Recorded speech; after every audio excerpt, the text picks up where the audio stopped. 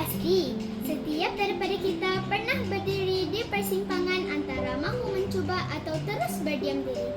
Salam sejahtera dan salam menjulang kecemerlangan buat semua. Saya Kishmina Zahira dari SK Datuk Bandar. Hari ini, saya ingin berkongsi sebuah naskah yang telah mengubah sudut pandang saya tentang erti keberanian. Inilah buku berjudul Berani Asas Kecemerlangan karya penulis hebat Muhammad Ashraf Ismail. Buku terbitan siri motivasi membina kejayaan ini bukanlah sekadar himpunan kata-kata semangat, tetapi ia merupakan sebuah manual jati diri. Penulis menekankan satu premis yang sangat kuat. Kecemerlangan tidak akan datang kepada mereka yang penakut. Antara intipati menarik yang dikupas dalam buku ini termasuklah keberanian melawan arus. Bagaimana kita perlu berani menjadi berbeza demi kebenaran dan kemajuan. Mengurus ketakutan. Penulis mengajar bahawa berani bukan bermaksud tiada rasa takut, tetapi berani adalah bertindak walaupun kita sedang takut. Visi dan tindakan. Orang yang cemerlang adalah mereka yang berani bermimpi besar dan mempunyai keberanian untuk memulakan langkah pertama. Lihat sahaja pada ilustrasi kulit bukunya, sekumpulan profesional yang sedang berbincang dengan penuh keyakinan.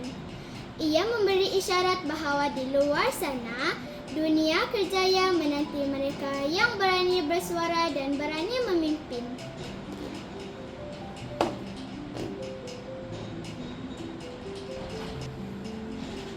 Mengapa saya memilih buku ini?